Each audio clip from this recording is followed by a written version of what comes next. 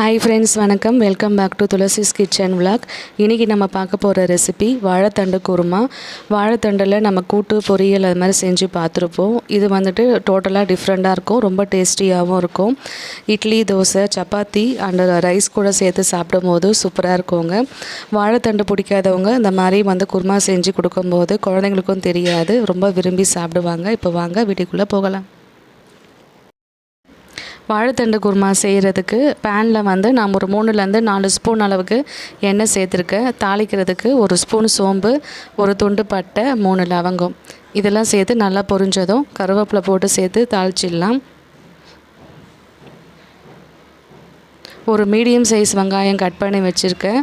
வெங்காயம் நல்லா வதங்கட்டும். இது கூடவே 2 பச்சை மிளகாய் கீரி சேர்த்துக்கலாம். ரெண்டுமே சேர்த்து நல்லா வதக்கி விட்டுடணும். வெங்காயம் நல்லா வெந்ததும் 1 ஸ்பூன் அளவுக்கு இஞ்சி பூண்டு பேஸ்ட்டு சேர்த்து அதையும் சேர்த்து நல்லா வதக்கி விட்டுடலாம்.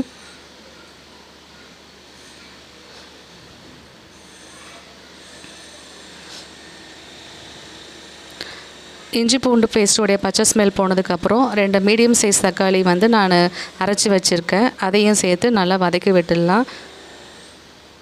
தக்காளியோடைய பச்சை ஸ்மெல் போனதுக்கப்புறம் எண்ணெய் நல்லா பிரிஞ்சு வரும். இப்போ 1/2 ஸ்பூன் அளவுக்கு மஞ்சத்தூள் சேர்த்துக்கிறேன்.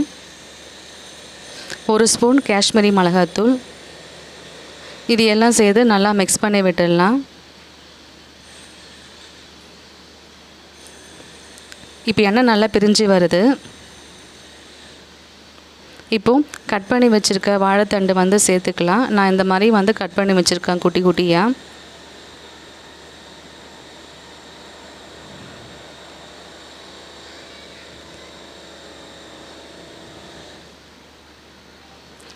நல்லா ஒரு வாட்டி வதக்கி விட்டுடலாம். இது கூடவே ஒரே ஒரு உருளைக்கிழங்கு நான் குட்டி குட்டியாக கட் பண்ணி வச்சுருக்கேன். அதையும் சேர்த்து நல்லா மிக்ஸ் பண்ணி விட்டுடலாம்.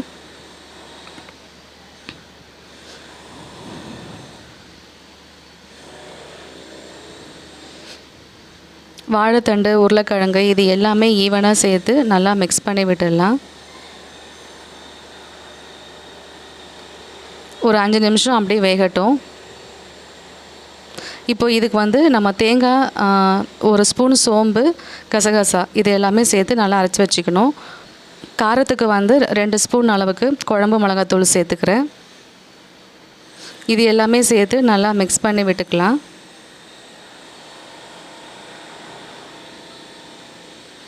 தேவையான அளவு உப்பு சேர்த்துக்கலாம். இப்போ நம்ம அரைச்சி வச்சுருக்க பேஸ்ட் சேர்த்து நல்லா மிக்ஸ் பண்ணி விட்டுடலாம்.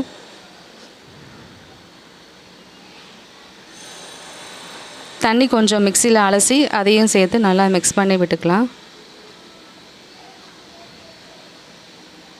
இந்த வாழைத்தண்டு, உருளைக்கிழங்கு இது எல்லாமே சேர்த்து நல்லா ஈவனாக மிக்ஸ் பண்ணி விட்டுடலாம். ஒரு 5 நிமிஷம் நல்லா கொதிக்க விட்டால் வாழைத்தண்டு குருமா ரெடி ஆகிடும்.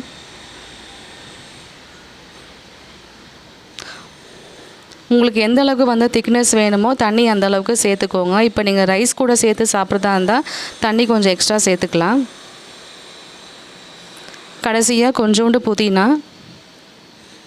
கொத்தமல்லி இதெல்லாம் சேர்த்து ஒரு 2 நிமிஷம் நல்லா கொதித்து வந்துச்சுன்னா குருமா ரெடி ஆகிடும். அவ்வளோதாங்க, சூப்பரான வாழைத்தண்டு குருமா ரெடி ஆகிடுச்சு. இது சப்பாத்தி கூட சேர்த்து சாப்பிடும்போது சூப்பராக இருக்கும். ரைஸ் கூட சேர்த்து சாப்பிடும்போது ஒரு சிம்பிளாக ஒரு அப்பளம் வச்சு சாப்பிட்டாலே சூப்பராக இருக்கும். கண்டிப்பாக ட்ரை பண்ணி பாருங்கள். ஓகே ஃப்ரெண்ட்ஸ், இந்த வீடியோ உங்களுக்கு பிடிச்சிருக்கோன்னு நம்புகிறேன். பிடிச்சிருந்தா லைக் பண்ணுங்கள், கமெண்ட் பண்ணுங்கள், சப்ஸ்கிரைப் பண்ணுங்கள். அடுத்த ஒரு இன்ட்ரெஸ்டிங் வீடியோவில் நான் உங்களை மீட் பண்ணுறேன். அது வரைக்கும் பாய்.